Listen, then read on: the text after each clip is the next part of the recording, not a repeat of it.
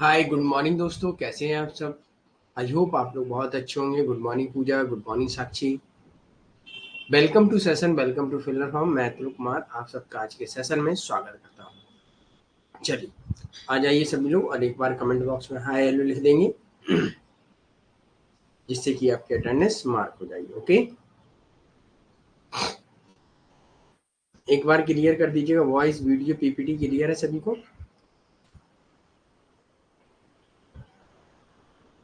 Good morning Pankaj.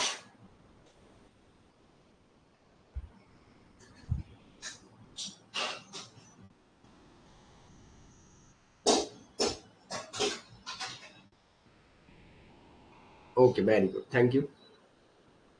तो कल के सेशन में किसी भी स्टूडेंट का अगर डाउट हो तो पूछ सकते हैं, है ना। नहीं तो उस सेशन को हम लोग और सिंपल तरीके से समझने के लिए एक दो दिन में उसकी एक्स्ट्रा क्लास हम लगा देंगे, उसमें हम लोग समझ लेंगे। ओके, जय श्री कृष्णा करिश्मा।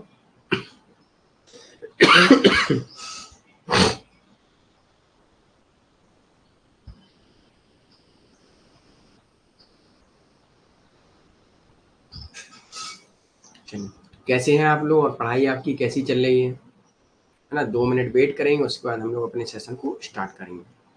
सभी लोग आ जाएं।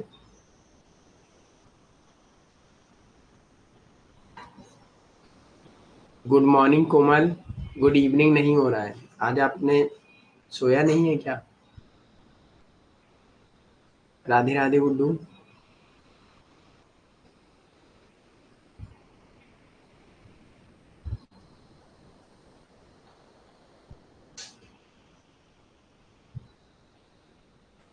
Good morning Zoya. चलिए, तो आज हम लोगों का टॉपिक जो रहेगा इंटरेस्ट ग्रुप एंड रेगुलेशन रहेगा। हित समूह एवं क्रांति। ओके, क्रांति के बारे में कौन क्या कहता है उसके बारे में भी हम लोग देखेंगे, और हित समूह क्या है उनके बारे में भी देखेंगे। इंटरेस्ट ग्रुप क्या होता है, चलिए बताइए। हित समूह क्या होते हैं। शब्द तो पता ही होंगे, एक बार हमने आपको बताया है ना। रेवोल्यूशन क्रांति होती है, right. Good morning Anjani. Good morning Muniya. हित समूह क्या होता है, इंटरेस्ट ग्रुप क्या होता है, प्रेशर ग्रुप क्या होता है। अच्छा, एक पॉलिटिकल ग्रुप होता है, ठीक है, राजनीतिक समूह, और एक होता है इंटरेस्ट ग्रुप। दोनों में कुछ अंतर होते हैं, तो अंतर बता दीजिएगा आप। हमने आपको बताया था, है ना। चलिए बताइए, अंतर क्या है दोनों। जो लोगों के हितों या इच्छाओं को सरकार तक पहुंचाते हैं, उनके लिए लड़ते हैं, समूह कहलाते हैं। ओके,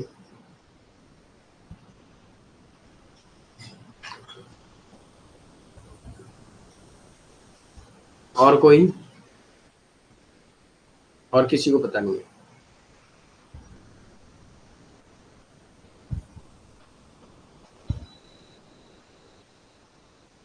अच्छा, पॉलिटिकल ग्रुप क्या होते हैं, पॉलिटिकल पार्टी क्या होती है।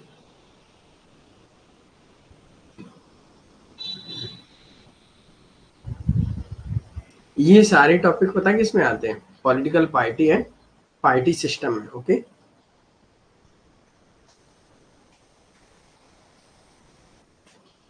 ओके ठीक है अंजनी। वही इंटरेस्ट ग्रुप के आप इर्द गिर्द घूम रही हैं, लेकिन ठीक है, आगे हम लोग पूरा समझ लेंगे। ओके, पॉलिटिकल पार्टी क्या होती है, राजनीतिक दल क्या होते हैं। अच्छा, राजनीतिक दल और हित समूह में अंतर कोई बताएगा। एक मेजर अंतर होता है, मेजर डिफरेंस होता है, उसे बता दीजिएगा। जो सरकार लोगों की इच्छा से चलता है, और जो लोग सरकार पर दबाव बनाते हैं। बात देखिए, हित समूह दबाव समूह एक ही मान लीजिएगा। ओके गुड्डू।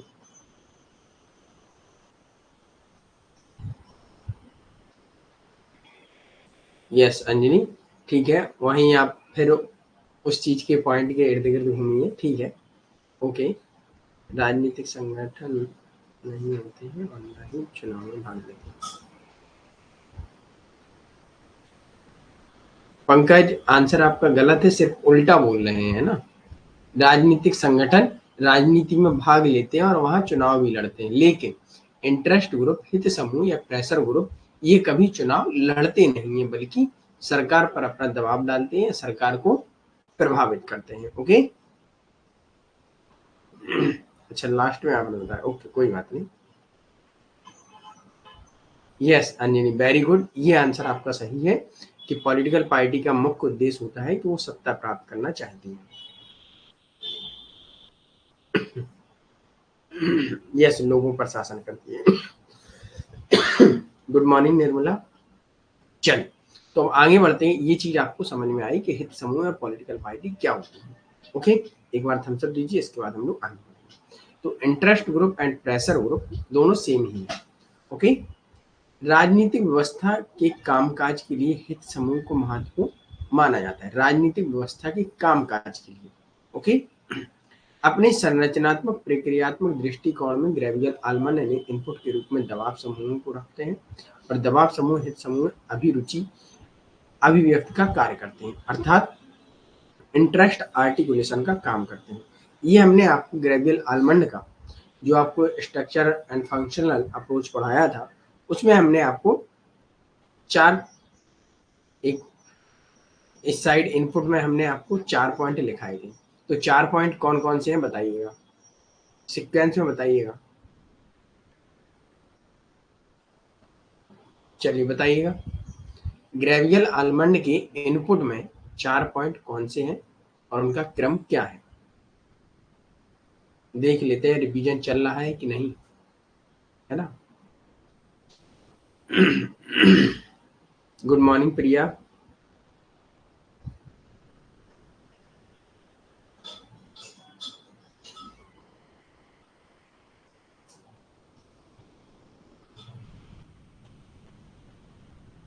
सर हित समूह अपने उद्देश्य पूरा करने के लिए। Okay, good morning Vipin. चलिए आंसर कीजिए। ग्रेवियल आल्मंड, जीए आल्मंड ने अपने इनपुट साइड में कौन से 4 पॉइंट कहे हैं, सीक्वेंस में लगाएंगे उनको। Okay,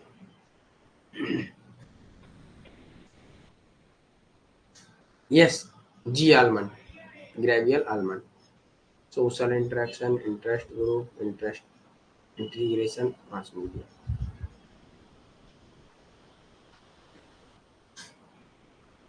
institutional group, knowledge.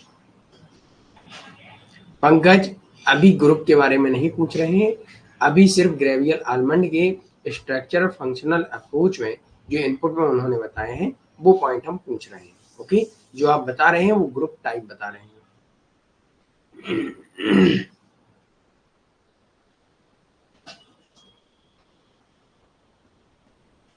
चलिए, सबसे पहले पॉलिटिकल रिक्रूटमेंट, ये फैमिली से होता है। Number 2, interest integration, interest articulation जो हित समूह करता है। नंबर 3, इंटरेस्ट एग्रीग्रेशन जो पॉलिटिकल पार्टी करती है। नंबर 4, मास मीडिया या पॉलिटिकल कम्युनिकेशन जो मास मीडिया से होता है।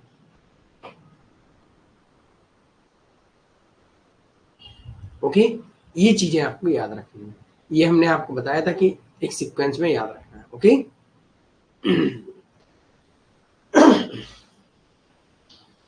आगे आते हैं। बादाम और पावेल, ग्रेवियल आल्मंड एवं पावेल ने कहा है कि वह प्रक्रिया जिसके द्वारा व्यक्ति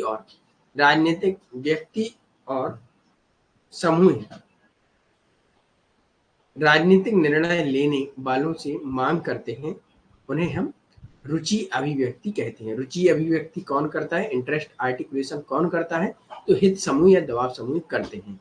अब वह समूह या व्यक्तियों का वह ग्रुप जिसमें जनता या ग्रुप सरकार से मांग करते हैं कि भाई अब हमें ऐसे नियम कानून चाहिए और सरकार पर दबाव डालते हैं, सरकार उन अभिव्यक्तियों को मानता है, तब क्या होता है तो सरकार उससे प्रभावित भी होती है, राइट, क्लियर। और दूसरी बात, सबसे पहले ये चीज याद रख लीजिएगा, interest group and political group कैसे अलग अलग हैं।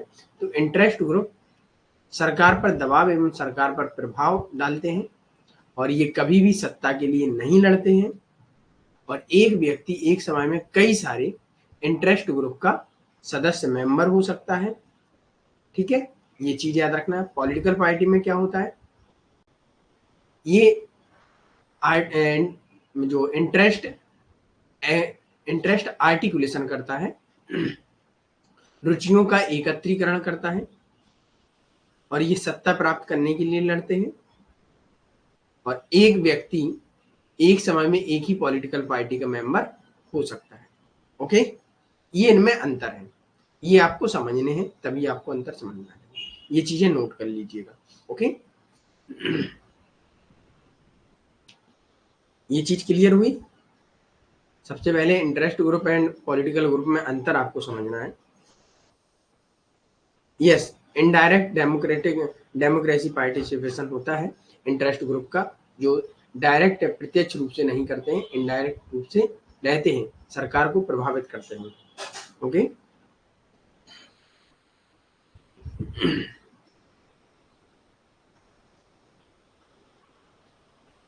चल आगे। रुचि समूह दबाव समूह का वर्गीकरण प्रदान करते हेतु दो प्रमुख विद्वान हैं, आलमंड एवं जीन ब्लॉन्डेल ने जो दबाव समूह है उनका वर्गीकरण किया है, क्लासिफिकेशन किया, उसको हम लोग आगे देखेंगे। आलमंड एवं पवेल कहते हैं कि हित समूह से हमारा तात्पर्य ऐसे व्यक्तियों के समूह से है जो चिंता या लाभ के विशेष बंधनों से जुड़े हों और जिन्होंने इन बंधनों के बारे में कुछ जानकारी हो, मतलब उन्हें थोड़ी बहुत चिंता हो कि गवर्नमेंट क्या कर रही है, क्या नहीं कर रही है, और हमें उसके ऊपर कैसे दबाव डालना है या कैसे प्रभावित करना है। ओके, डेविड ट्रूमैन 1951 में हित समूह को एक साझा रवैया जो सरकार के संस्थानों पर या उसके माध्यम से कुछ दावे करता है या करने के लिए के रूप में वर्णित किया जाता है। ओके, तो डेविड ट्रूमैन ने भी सरकार में हित समूह के बारे में कहा है, उनके बारे में भी हम लोग पढ़ेंगे, लेकिन जो इम्पोर्टेंट है वहाँ आलमंड एवं जीन ब्लॉन्डेल के क्लासिफिकेशन ऑफ प्रेशर ग्रुप या इंटरेस्ट ग्रुप के बारे में हम लोग पढ़ेंगे। ओके, अकॉर्डिंग टू हेनरी एक्सटीन 1960, इन्होंने दबाव समूह के बारे में कहते हैं, हमारा तात्पर्य है कि किसी भी संगठित समूह से है जो सरकार की औपचारिक शक्तियों का प्रयोग किए बिना सरकारी निर्णयों को प्रभावित करने का प्रयास करता है। तो ये कुछ डेफिनेशन है थिंकरों के अनुसार, वो भी आपको याद रखनी है। ओके, कि किस थिंकर ने क्या कहा है। सीधी सी बात, प्रेशर ग्रुप या इंटरेस्ट ग्रुप क्या करता है, सरकार के निर्णयों में प्रभाव डालता है, प्रभाव डालने का प्रयास करता है। अब ग्रेवियल, आलमंड एंड जीन ब्लॉन्डेल के अनुसार क्लासिफिकेशन ऑफ इंटरेस्ट ग्रुप के बारे में हम लोग देख लेते हैं, जो अभी पंकज साथी ने शायद बताया था। तो ये ग्रुप के बारे में पूछा गया, कौन कौन से ग्रुप क्या क्या करते हैं उनके बारे में इन्होंने बताया है। ओके, पहले ये डायग्राम थोड़ा देख लीजिएगा, क्योंकि इस बार क्वेश्चन आया था, तो उस क्वेश्चन में एक गलती थी, एकदम सिली मिस्टेक थी, और वो हम लोगों को डिफाइन करनी थी। इंस्टीट्यूशनल ग्रुप, और आगे दिया था नॉन इंस्टीट्यूशनल ग्रुप, फिर दिया था एसोसिएशनल ग्रुप, फिर दिया था एनुअल ग्रुप। तो नॉन एसोसिएशनल ग्रुप होता है, ना कि नॉन इंस्टीट्यूशनल ग्रुप होता है। ओके, तो ये कंफ्यूजन कर सकते हैं, है ना। तो ये सीधा आपको याद रखना है, और पहले कौन सा आता है, ये सारी चीजें आपको याद रखनी है। अब इनको हम लोग थोड़ा डिफाइन करेंगे, इनको समझेंगे कि कौन से ग्रुप में क्या क्या होता है। ये चीज क्लियर हुई आपको कि इनके प्रकार इन्होंने 4 प्रकार में बताए हैं, ये आपको रखने हैं याद। ओके, एक बार थम्स अप दीजिए, उसके बाद हम लोग इन सारे ग्रुपों के बारे में जानेंगे कि कौन से ग्रुप में क्या होता है और किससे मिलकर बने होते हैं। Okay, Mary. अब सबसे पहले आते हैं इंस्टीट्यूशनल इंटरेस्ट ग्रुप। इसमें क्या होता है, ये समूह औपचारिक रूप से संगठित होते हैं, जिनमें पेशेवर रूप में नियोजित व्यक्ति शामिल होते हैं। ये सरकारी मशीनरी का एक हिस्सा होते हैं और अपने प्रभाव को बदलने की कोशिश करते हैं, लेकिन उनके पास बहुत स्वायत्तता है इन समूहों में राजनीतिक दल, विधायिका सेना, नौकरशाही और चर्च शामिल होते हैं। जो अब यहाँ से क्वेश्चन पूछा जा सकता है कि इंस्टीट्यूशनल ग्रुप में कौन कौन शामिल होते हैं, तो वो चीजें आपको बतानी है। क्या शामिल होता है?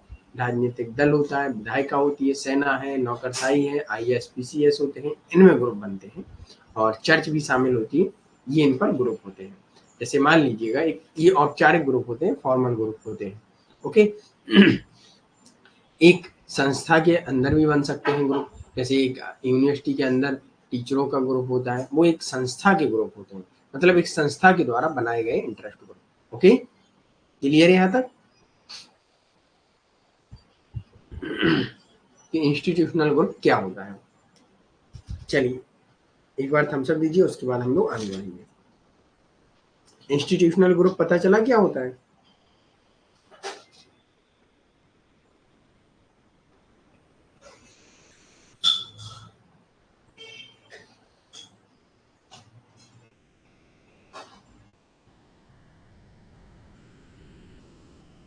अब इनमें कुछ इंपोर्टेंट चीजें और लिख लीजिएगा। ये क्या होते हैं? सरकारी भाग होते हैं, मतलब सरकारी डिपार्टमेंट में बनाए गए इंस्टीट्यूशनल ग्रुप, है ना। जैसा कि हमने आपको बताया, सेना, नौकरशाही, है ना, ये चीजें होती हैं। अगला पॉइंट है, ये तुलनात्मक अध्ययन से, कंपैरेटिव रूप से अगर देखा जाए तो बहुत अनौपचारिक होते हैं। अगर हम एक देश का दूसरे देश से कंपेयर करें, वहां के इंस्टीट्यूशनल ग्रुप का कंपेयर करें, तो अनौपचारिक होंगे, ना कि औपचारिक होंगे। लेकिन देखा जाए तो संगठित रूप से कैसे होंगे? औपचारिक होंगे। ओके, ये चीज क्लियर याद रखिएगा। अगला आते हैं एसोसिएशनल ग्रुप, अर्थात इन्हें सहचर्य या सहचार्यात्मक दबाव समूह भी कहा जाता है, हित समूह भी कहा जाता है। ये संगठित विशिष्ट समूह होते हैं जो सीमित लक्ष्यों को प्राप्त करने के लिए हित अभिव्यक्ति के लिए संगठित होते हैं, जैसे ट्रेड यूनियन, व्यापारी, उद्योगपतियों के संगठन और नागरिक समूहों में शामिल होते हैं। सिविल जो सिटीजन होते हैं, सिविल ग्रुप्स होते हैं, उनके बारे में चर्चा करते हैं। इनके लिमिटेड गोल्स होते हैं, लक्ष्य होते हैं, जैसे कि हमारी फैक्ट्री या हमारे लिए कुछ कानून बना दीजिएगा, या फिर हमारे लिए कुछ लेबर में छूट कर दीजिएगा, है ना, हमारा ट्रांसपोर्ट कम कर दीजिएगा। ये सारी चीजों पर ये लोग बात करते हैं। ओके, इन्हें बोलते हैं एसोसिएशनल ग्रुप। क्लियर? और इनका निर्माण व्यक्ति अपने हितों के लिए करता है। ओके, आगे आते हैं नॉन एसोसिएशनल इंटरेस्ट ग्रुप, अर्थात गैर सहयोगी हित समूह कहा जाता है। ये कैसे बनते हैं? ये व्यक्ति स्वयं अपने लिए बनाता है, लेकिन यहाँ व्यक्ति क्या करता है? अपने धर्म, जाति, नस्ल, भाषा के आधार पर यहाँ ग्रुप बनाता है और अपनी संस्कृति के बचाने के लिए सरकार पर दबाव डालता है। ओके, ये रिश्तेदारी या वंश समूह, जातीय, क्षेत्रीय स्थिति, वर्ग समूह, जो व्यक्ति, परिवार, धार्मिक प्रमुखों के आधार पर हितों को स्पष्ट करता है। इन समूहों को अनौपचारिक संरचना होती है, इनमें जाति समूह, भाषा समूह आदि शामिल है। ओके, इनका कोई एक समाज में तो है, लेकिन आपस में सहयोग नहीं है, एक कम्युनिटी के रूप में अलग अलग है। ओके, कोई अगर भाषा अलग बोलता है तो वो भाषा के रूप में, जैसे मान के चलिएगा आज भाषा के रूप में देखा जाए, साउथ में क्या है, कुछ हिंदी वाले हैं, कुछ इंग्लिश वाले हैं, तो वहाँ क्या है, लोगों में हो सकता है धर्म अलग अलग हो, लेकिन लोगों का, लेकिन भाषा के आधार पर वो लोग एकजुट हो जाते हैं, है ना, जाति के आधार पर वो लोग एकजुट हो जाते हैं, एक साथ आ जाते हैं, क्योंकि वहाँ भाषा के लिए वो लोग आंदोलन करते हैं और भाषा को अपनाने के लिए अपनी सरकार पर दबाव भी डालते हैं। अगर वहाँ आपने देखा होगा साउथ में क्या होता है, अधिकतर भाषा के बारे में कई आंदोलन भी हुए हैं और कई बार चर्चा भी हुई है। वहाँ जो भी गवर्नमेंट बनती है तो भाषा के आधार पर बनती है, कहते हैं कि हम अपनी आपकी मातृभाषा के बारे में या मातृभाषा को सर्वोपरि रखें, है ना, ये चीजें बहुत मायने रखती हैं। अब आता है एनोमिक ग्रुप। एनोमिक ग्रुप एक ऐसे ग्रुप होते हैं, जैसे कि मान लीजिएगा अभी निर्भया कांड हुआ था, है ना, तो उसमें क्या हुआ, सारे लोगों ने विरोध किया, लेकिन कब तक किया? कुछ देर तक ये दबाव समूह चलते हैं, बस मुद्दा खत्म तो दबाव समूह भी खत्म हो जाते हैं। ओके, इन्हें देख लेते हैं। ऐसे ग्रुप जो व्यक्तिगत स्वप्रतिनिधित्व के साथ सादृश्य रखते हैं, ऐसे में समूहों के प्रकार निरंतर घुसपैठ जैसे दंगे होते हैं, प्रदर्शन होते हैं। ये समूह आंदोलन, प्रदर्शन, जुलूस, हस्ताक्षर अभियान, नुक्कड़ सभा आदि के रूप में पाए जाते हैं। इनकी गतिविधियां या तो संवैधानिक या असंवैधानिक हो सकती हैं। जैसे कि मान लीजिएगा आपने पर्यावरण के लिए एक हस्ताक्षर अभियान चलाया और आपके हस्ताक्षर अभियान में हस्ताक्षर हो जाते हैं और आपका समूह समाप्त हो जाता है। मतलब समाज में जो परिस्थितियां होती हैं, तुरंत ग्रुप बनते हैं और उठते हैं और समस्याएं खत्म हो जाती हैं तो ग्रुप समाप्त हो जाते हैं। हर एक नई समस्या के लिए नया ग्रुप बनता है और समाप्त हो जाता है। ओके, जब निर्भया केस हुआ था तो जब तक उसको न्याय नहीं मिला था तब तक वो आंदोलन करते रहे थे, है ना। और जैसे ही न्याय मिला तो आंदोलन समाप्त, और उसमें किसी प्रकार का कोई मेंबरशिप नहीं होती है। ओके, इनमें मेंबरशिप होती है नॉन एसोसिएशनल ग्रुप, है ना, एसोसिएशनल ग्रुप, इंस्टीट्यूशनल ग्रुप, इनमें मेंबरशिप होती है और इसमें मेंबरशिप नहीं। ये चीजें आपको समझ में आए? तो चारों प्रकार आपको समझ में आए कि नहीं? एक बार थम्स अप दीजिए, उसके बाद हम लोग आगे बढ़ेंगे।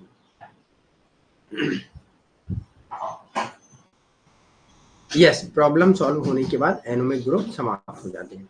जैसे कि मान लीजिएगा आपके कैंपस में आपकी कोई समस्या है कि कैंपस में पानी की व्यवस्था खराब है, तो आप लोग आंदोलन करते हैं, या आपकी फीस बढ़ाई जाती है तब आप लोग आंदोलन करते हैं। और फीस में जो भी डिसीजन लिए जाते हैं, डिसीजन लेते हैं आपके प्रोक्टर होंगे या आपके वाइस चांसलर होंगे, जो भी आपके डिसीजन लेंगे, उसके बाद क्या होगा, आपके वो ग्रुप समाप्त हो जाते हैं, आंदोलन आपका खत्म हो जाता है। राइट,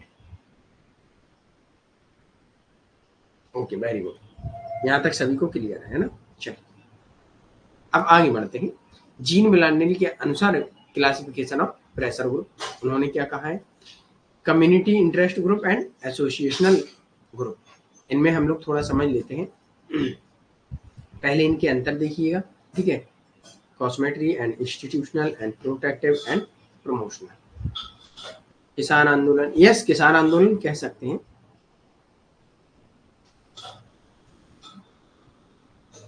प्रथागत कॉस्मेटरी ग्रुप क्या होते हैं, ये समूह जो अनिवार्य रूप से समुदाय के रीति रिवाजों एवं परंपराओं का पालन करते हैं, प्रथागत समूहों की श्रेणी में आते हैं। भारत में जातियों एवं उपजातियों के समूह के रूप में आते हैं। ये जीन बिलांडेल ने अपने ग्रुप के बारे में कहा है। ओके,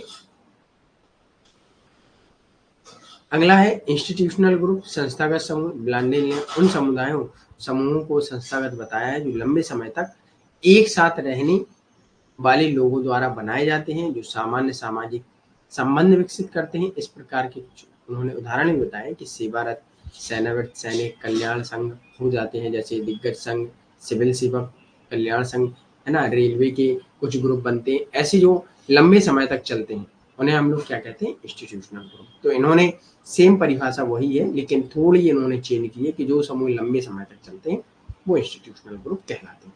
ये आलमंड एवं जीन मिलांडेल के दोनों बहुत इंपॉर्टेंट है, आपको इन्हें याद करना है और बार बार इनको रिवीजन करते रहिएगा, किस ग्रुप में क्या होता है, ये भी चीजें याद रखिएगा। ओके, अगला आता है प्रोटेक्टिव ग्रुप, सुरक्षात्मक ग्रुप।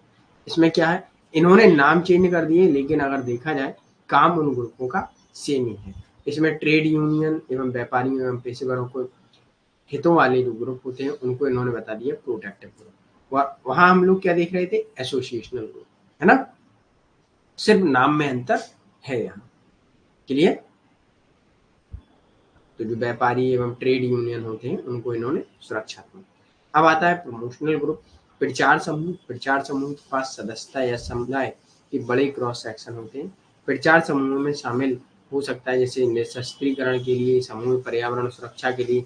जो एनोमिक ग्रुप होते हैं उनको इन्होंने बोला है प्रमोशनल ग्रुप, प्रचार समूह। ओके, एनोमिक ग्रुप ऐसे ही होते हैं जो निशस्त्रीकरण के लिए विरोध करते हैं, है ना, पर्यावरण की सुरक्षा के लिए बात करते हैं। जब ऐसा सब हो जाता है तो उसके बाद क्या करते हैं, अपने आप खत्म हो जाते हैं। क्लियर है यहाँ तक सभी को? आगे बढ़ते हैं। कार्ल फेडरिक का वर्गीकरण, कार्ल फेडरिक ने भी दबाव समूह को 2 प्रकार में बांटा है। 2 प्रकार कौन से? सामान्य दबाव समूह normal thumb group and specific thumb group. Okay, ये चीजें याद रखना है। यहाँ सिर्फ इनके नाम याद रखिएगा, वो चीजें हैं। और रॉबर्ट सी वोन का वर्गीकरण परिस्थितिजन एवं अभिव्यक्तिजन, है ना, सिचुएशन एंड रिफ्लेक्स, ये 2 चीजें आपको याद रखनी है। ओके, यहाँ तक किसी स्टूडेंट को कोई प्रॉब्लम या किसी का कोई डाउट हो तो पूछ सकते हैं, बताइए।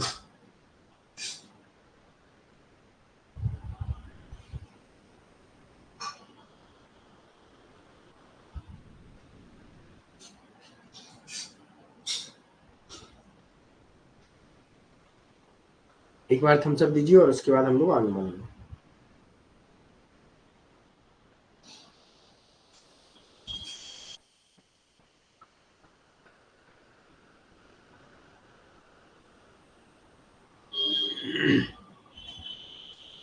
ओके, अब यहाँ चीजें थोड़ा समझ लीजिएगा।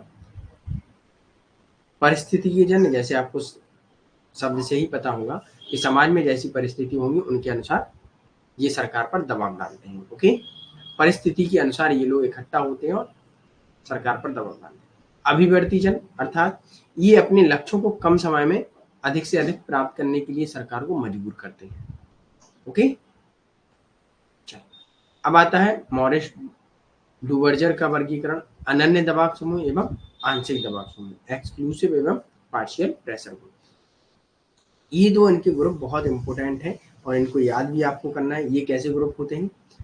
ये सहचर्यात्मक ग्रुप कहे जाते हैं। ओके, जो हमने आपको स्टार्टिंग में बताया है, अर्थात एसोसिएशनल ग्रुप। ओके, और आंशिक ग्रुप क्या होते हैं? ये क्रमिक होते हैं, आभासी होते हैं, जो सदैव नहीं रहते, जो जैसे एनोमिक ग्रुप होते हैं सेम वैसे होते हैं। ओके, हर थिंकर ने अपने क्लासिफिकेशन में ग्रुप का नाम चेंज किया है, प्रेशर ग्रुप के नाम चेंज किए हैं, लेकिन काम देखे जाए सबके वही है। ओके, किसी ने 2 टाइप बताए तो किसी ने 5 तो किसी ने 4, है ना। अब आती है थ्योरी ऑफ रेवोल्यूशन, क्रांति का सिद्धांत। क्रांति के लिए कौन क्या कहता है उसके बारे में थोड़ा समझ लेते हैं। ओके, क्रांति पर अरस्तु का सिद्धांत है। वह कहते हैं अपने काम राजनीति में, पॉलिटिक्स में, अपनी पुस्तक में क्रांति के बारे में उन्होंने प्रचार किया है और विचार दिया है। उन्होंने 158 संविधानों का अध्ययन किया है और उनकी मदद से राजनीतिक व्यवस्था पर क्रांतियों के निहितार्थ को समझा है कि राजनीतिक व्यवस्था में क्रांति कब होती है और कब नहीं होती है, उसके बारे में उन्होंने समझाया और बताया भी है। अरस्तु के अनुसार कोई भी परिवर्तन छोटा या बड़ा, शांतिपूर्वक हो या हिंसक हो, वो क्रांति है। अरस्तु कहते हैं कि हमारे समाज में किसी प्रकार का कोई भी परिवर्तन हो, छोटा या बड़ा हो, या फिर हम इसे शांतिपूर्वक करें या हिंसक रूप से करें, वो क्रांति है। ठीक है, अरस्तु एक रूढ़िवादी थिंकर है, इसलिए वो उसे क्रांति के रूप में मानते हैं कि हमें जैसे चल रहे हैं हम वही अच्छा है। वह परिवर्तनों के बारे में चिंतित है, वह परिवर्तन पर स्थिरता को महत्व देते हैं कि भाई स्थिर होना चाहिए चीजें। ओके, तो क्रांति को बुरा मानते हैं अरस्तु। उन्होंने क्रांति के सामान्य कुछ कारण बताए, general causes of revolution, common causes in feeling of inequality, सामान्य कारण असमानता की भावना है। वो कहते हैं जैसे हम लोग हैं वैसे होना चाहिए। अगर हम लोग जैसे मान के चलिए जिस अवस्था में है वो तो हमारी सामान्य प्राकृतिक अवस्था की, सारे व्यक्ति एक हैं और सब लोग एक दूसरे से अच्छे से बोल रहे हैं। और परिवर्तन जैसे होगा वैसे क्या होगा, कुछ लोग बढ़ेंगे तो कुछ लोग घटेंगे और फिर असमानता आएगी, और जिसमें क्रांति स्वाभाविक है होगी, है ना। तो वो कहते हैं शासक के बीच भ्रष्टाचार, क्रांति कब होगी? जब असमानता आएगी लोगों के बीच और शासक अगर भ्रष्टाचारी होगा तब आएगी क्रांति। विदेशियों का अत्यधिक आगमन होगा, विदेशी जब हमारे देश में आएंगे तो वो अपनी विचारधारा, निश्चित है कि वो अपनी विचारधारा हमारे देश में लाएंगे, है ना, अपना धर्म लाएंगे, अपना कल्चर लाएंगे। तो उससे क्या होगा, हम लोग उनकी विदेशी कल्चर एवं विचारधारा, आइडियोलॉजी को अपनाने की कोशिश करेंगे तो क्रांति होगी, है ना। अन्य सदस्यों द्वारा बदतमीजी या अनादर प्रदर्शित किया जाता है, अन्य लोगों द्वारा आपको मान लीजिएगा सम्मान ना दिया जाए, है ना, बदतमीजी की जाए, तब क्रांति होती है। डर इंसान और मानवीय संस्थाओं का सच्चा एवं सबसे बुरा दुश्मन होता है। जब व्यक्ति के अंदर डर आ जाता है कि हमारे अंदर या हमारा शासक खराब है, तब क्रांति होती है। तो इन्होंने क्रांति के कुछ कारण बताए हैं और क्रांति से बचने के लिए इन्होंने कुछ सुझाव भी दिए हैं। वो सुझाव ये हैं: सॉल्यूशन टू कर्ब रेवोल्यूशन, क्रांति रोकने के उपाय, कि परिवर्तन अपरिहार्य है, परिवर्तन आवश्यक तो है लेकिन धीरे धीरे होना चाहिए, किसी प्रकार का एकदम से बदलाव नहीं होना चाहिए। यह सुनिश्चित करना कि लोगों को अन्याय की भावना ना हो, लोगों के अंदर अन्याय नहीं होना चाहिए, न्याय होना चाहिए, तो क्रांति नहीं होगी। भ्रष्टाचार पर लगाम होना चाहिए, जो सरकारी कर्मचारी हैं उनको लगाम लगाना चाहिए कि भ्रष्टाचार ना करें, तो क्रांति हम रोक सकते हैं। राज्य के अंदर और बाहर जो भी गतिविधियां हो रही हैं, जो विदेशी आ रहे हैं, हमें उन पर अपनी नजर रखनी चाहिए। क्यों रखनी चाहिए? क्योंकि देखना चाहिए, हो सकता है कोई जासूस भी आ रहा हो, और जो आ रहा हो वो यहाँ लोगों को अपनी शिक्षा दे रहा हो और अपनी शिक्षा से या अपने कल्चर से प्रभावित कर रहा हो, तो क्रांति करेगा, है ना। तो उनकी गतिविधियों पर हमें नजर रखनी चाहिए। लोग आ रहे हैं, जा रहे हैं, अच्छा है, लेकिन उनकी गतिविधियों पर हमें नजर रखना चाहिए, है ना। सामाजिक संतुलन बिगड़े ना, जिससे कि सामाजिक संतुलन हमारा ना बिगड़े। जैसा हमारा सामाजिक संतुलन है, सोशल बैलेंस है, वो बनाए रखना चाहिए। ओके, ये चीज ये क्लियर यहाँ तक। अब आते हैं Karl Marx theory of socialist revolution. Karl Marx की समाजवादी क्रांति के बारे में हम लोगों ने पढ़ाई है ना। यहाँ तक क्लियर है सभी को? एक बार थम्स अप दीजिए, उसके बाद हम लोग आगे बढ़ेंगे।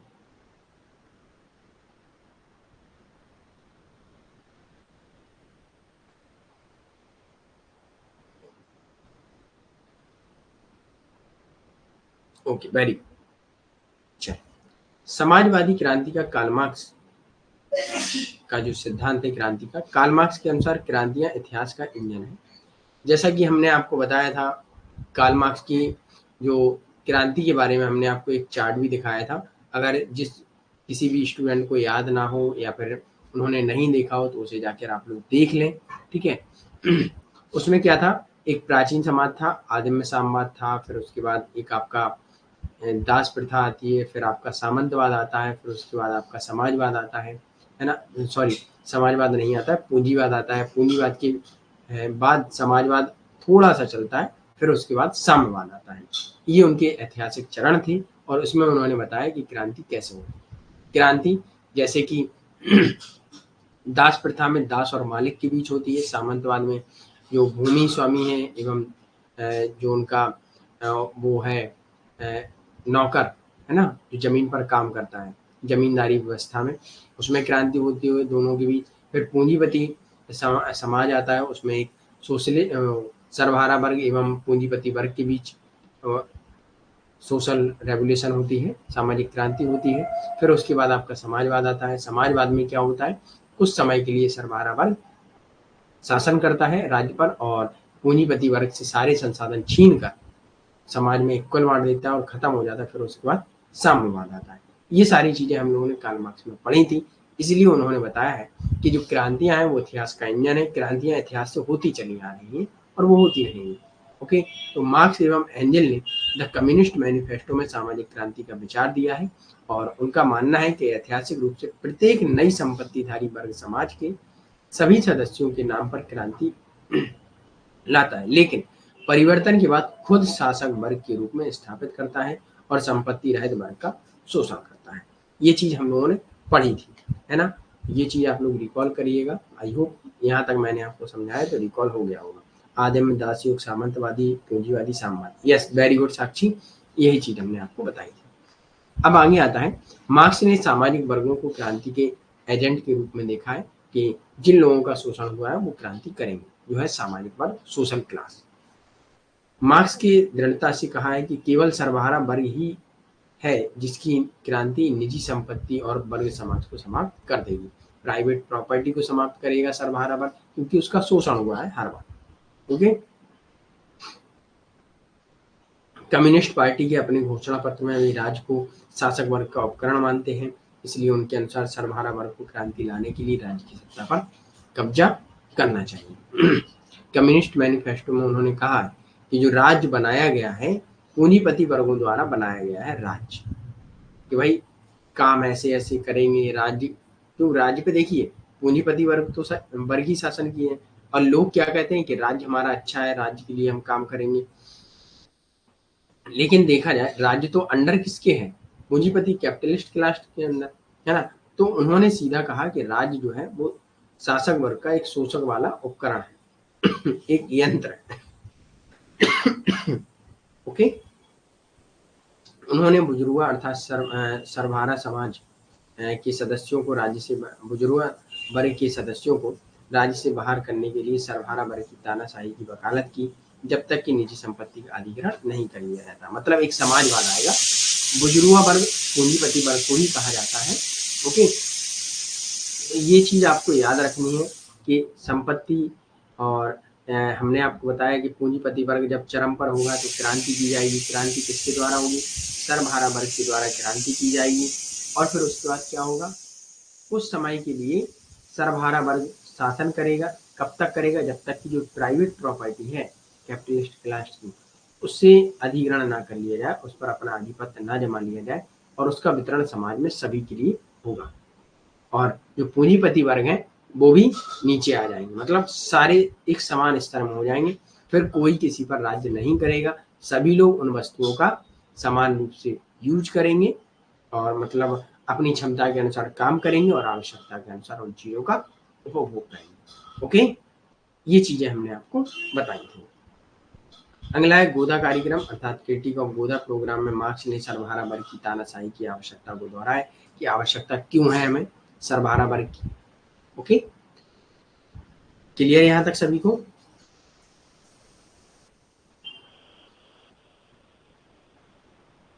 यहां तक क्लियर है? एक बार थम्स अप दीजिए, उसके बाद हम लोग आगे बढ़ेंगे।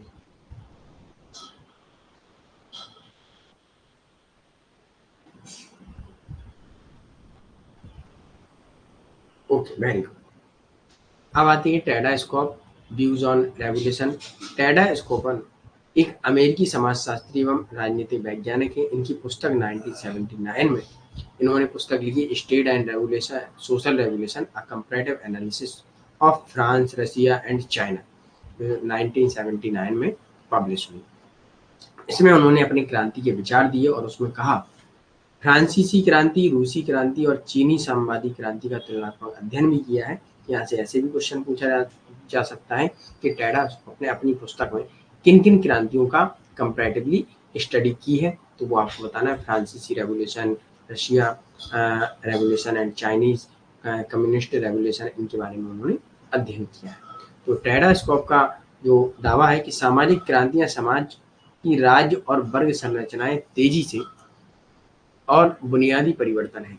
क्रांतियां आवश्यक हैं और जो क्रांति होती है वो सामाजिक क्रांति क्या होती है कि समाज और राज्य की वर्ग संरचनाओं में तेजी से परिवर्तन करते हैं।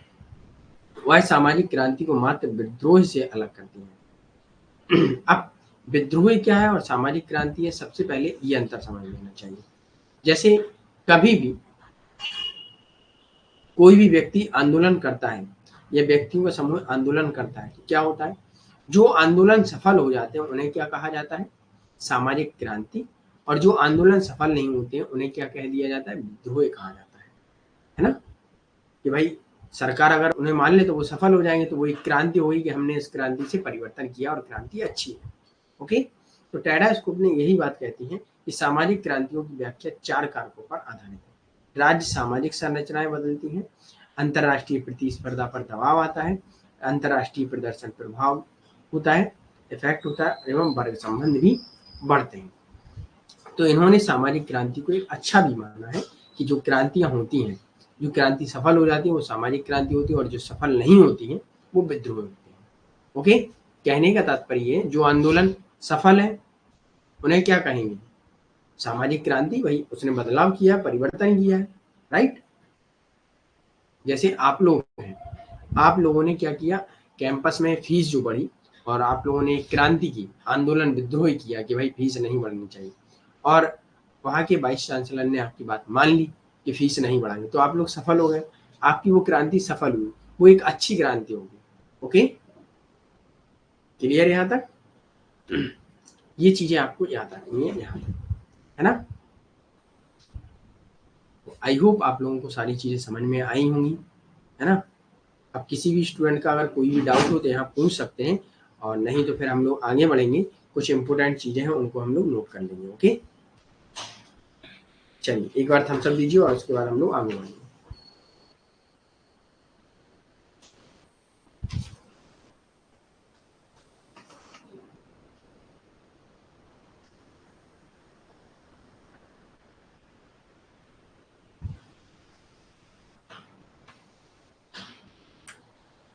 Okay, very good.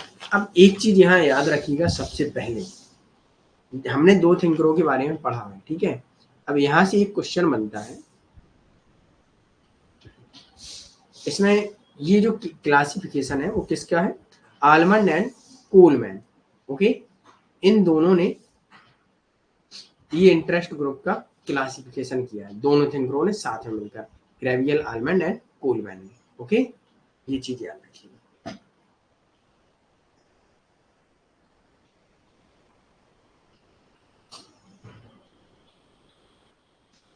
अब कुछ इंपोर्टेंट पुस्तक हैं उनके बारे में आप लोग नोट कर लीजिएगा, मैं आपको वो नोट करा देता हूँ।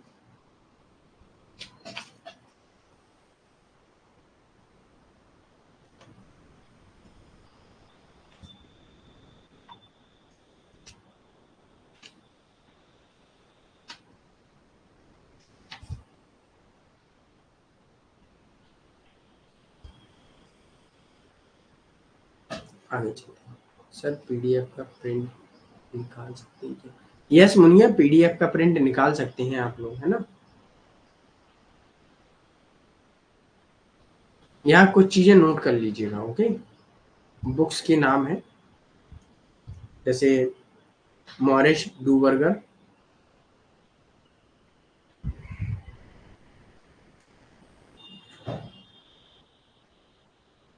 एक काम करते हैं, इनका अभी हम नोट करा देते हैं, ठीक है, लेकिन इनका हम आपको पीडीएफ भी भेज देंगे। ओके, इनका हम एक पीडीएफ बना देंगे, तब आप लोग उन्हें और अच्छे से याद कर लीजिएगा। मॉरिस डूवर्जर। ओके, इनकी पुस्तक का नाम है पॉलिटिकल पार्टीज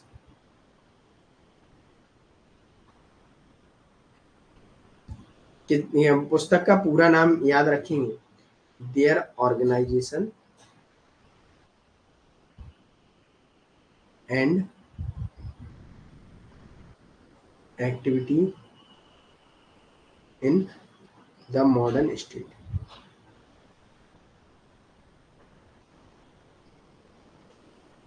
ये कब हुई थी, 1963 में। ओके, सर मेरा नहीं है मुनिया, उसे अपडेट कर लीजिएगा। ओके, ये पुस्तक जैसे ही नोट हो जाए उस एक बार थम्स अप दीजिएगा, तब हम आगे बढ़ेंगे। Okay,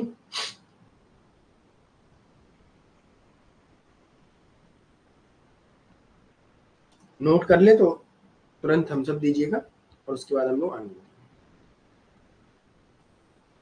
political parties, their organisation and activities in modern state 1963।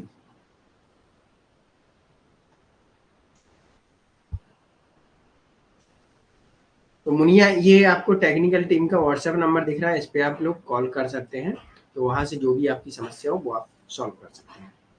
चलिए, अगली पुस्तक का नाम लिखिएगा, सरतोरी, सरटोरी या सरतोरी के नाम से है, पार्टीज एंड पार्टी सिस्टम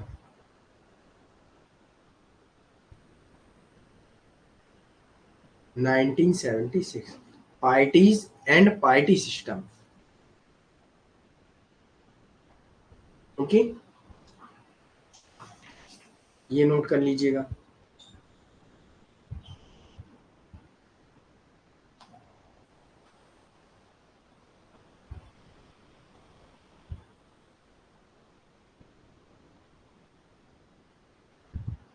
अगला रॉबर्ट मैकेंजी, इनकी पुस्तक का नाम है ब्रिटिश पॉलिटिकल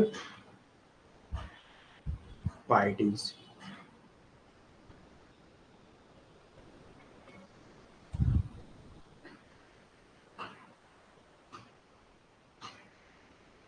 इंग्लिश में रॉबर्ट मैकेंजी। ओके,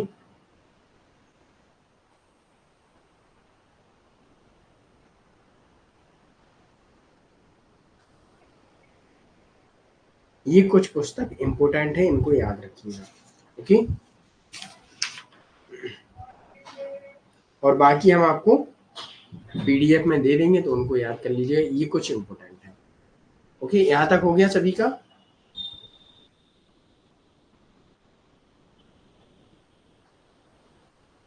अच्छा,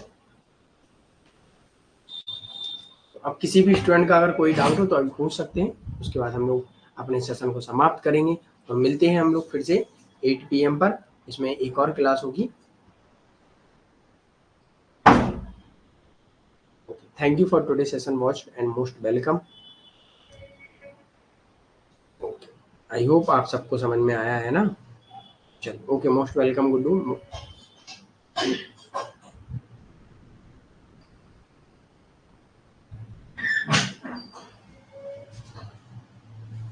1955 है। ओके मुनिया,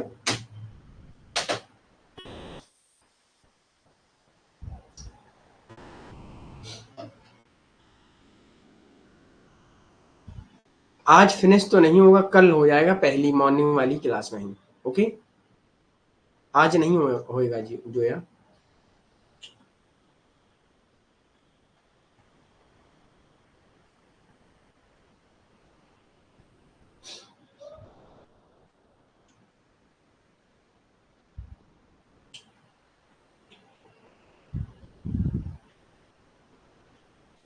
जोया आज नहीं होगा ये वाला यूनिट समाप्त। ये यूनिट कल होगा, मॉर्निंग वाली क्लास लास्ट होगी इस यूनिट की। ओके,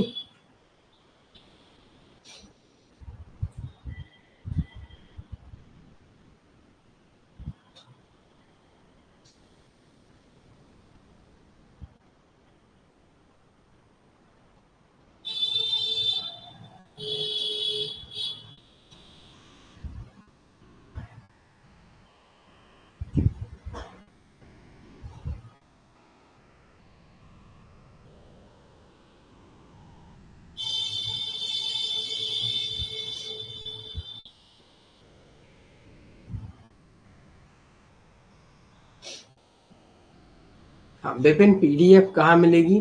तो पीडीएफ के लिए आप क्या करेंगे, आप अपना ऐप खोलेंगे, उसमें जो भी आपने कोर्स परचेज किया हो उस पर आप क्लिक करेंगे और वहाँ आप जाएंगे कंटेंट में, है ना? कंटेंट में जाएंगे, वहाँ आपको नोट्स मिलेंगे। नोट्स में आपको दिसंबर वाले बैच पर क्लिक करना है, वहाँ आपको सारे नोट्स मिल जाएंगे, यूनिट वाइज, फोल्डर वाइज है।